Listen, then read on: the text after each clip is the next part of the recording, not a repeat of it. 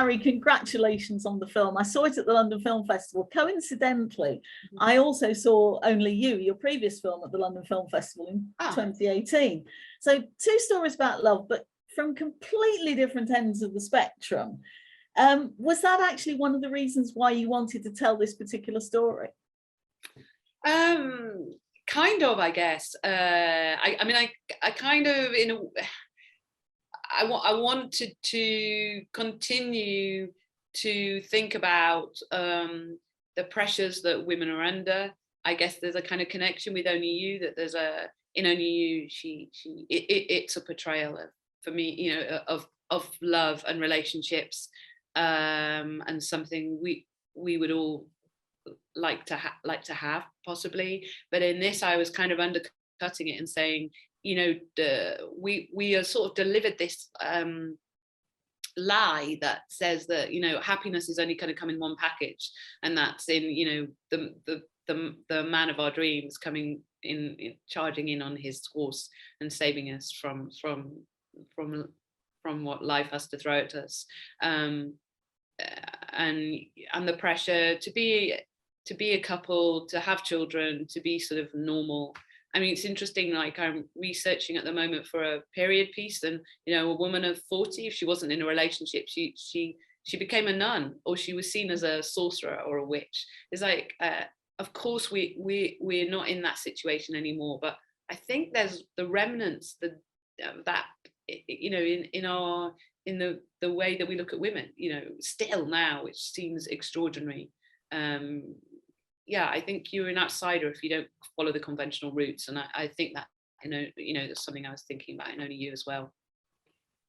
You adapted this film from the novel by Deborah Kay Davies, and you wrote and directed Only You. I wondered if you've ever considered sort of writing your script and then handing it over to somebody else to direct, or are the two inseparable? Writing is so hard work, I think. Writing is like, you know, sitting alone every day trying to work out a puzzle. To me, it feels like maths. It feels like a really difficult maths logical problem. I mean, there's lovely moments where your characters are speaking to you and you're just thinking about kind of the emotions of the scene or the visuals of the scene. But other than that, working out how a story works is really, really hard, and making it mean something. So I then don't want to give it to anyone. No, I guess when I'm writing, I've sort of got an eye in my head. I'm seeing the film, so I would feel sad if I had to, if I had to give it away. Yeah. And you've got 2 great actors in the lead roles, in Ruth Wilson and Tom Burke, and their on-screen relationship really does spark. Did you actually have to do a chemistry test with the 2 of them? We didn't. I'm not sure what people do when they do chemistry tests, but we had Ruth and I had a kind of date with Tom, which was quite funny, because it's the 3 of us. So I'd suggested Tom, and Ruth said, should we both meet him, because, you know, you can't read. They're the sort of level of an actor where you don't ask them to read as well. So we thought the best thing was we'll have a date. So it was funny because Tom was late, actually. He couldn't find the place. It wasn't he didn't mean to be, but Ruth and I were waiting with nervous anticipation of when he would arrive. Anyway, we all got on very well. We both thought Tom was incredible, and so as a person and as an actor, I think in a way it is a sort of chemistry between the 3 of you that is important. It felt like that on Only You as well.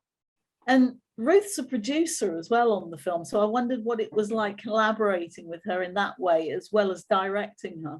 Yeah, I mean, very enjoyable. She's lovely and clever and creative, and it's, you know, been a real delight to work with her.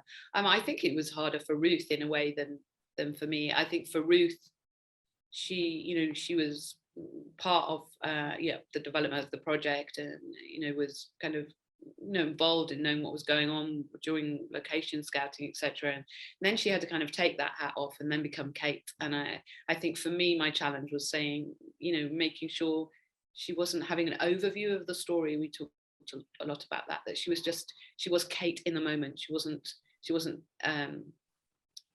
thinking about, for instance, she'd say, how are you going to create the intimacy? You know, what's the camera going to be doing? And really it was like, just don't worry about anything, leave it up to me, and it will all be great.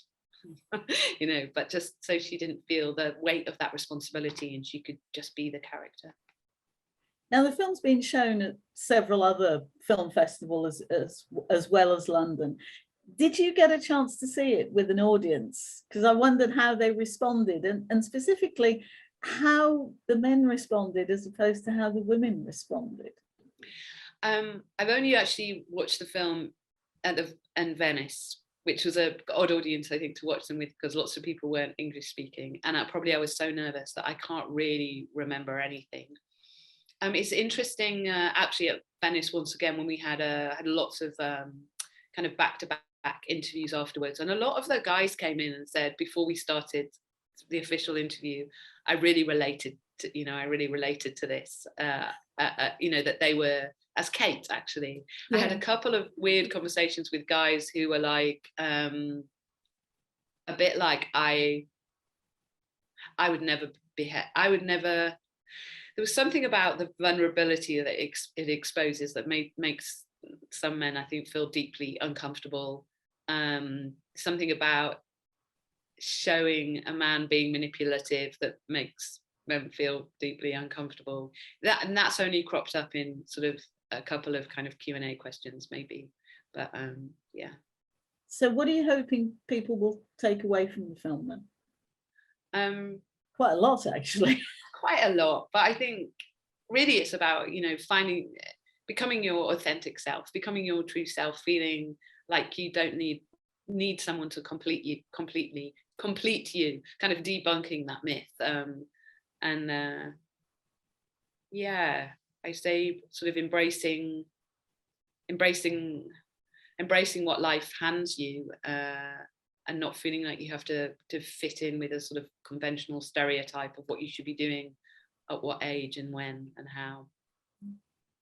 Harry, thank you so much for your time. It's been great to talk to you, and like I say, I've thoroughly enjoyed the film. Oh, thank you. Really good stuff. So thank you. I hope loads of people go to see it. Yeah, thank you. Me too. Thanks very much indeed. Okay, bye. Thank you.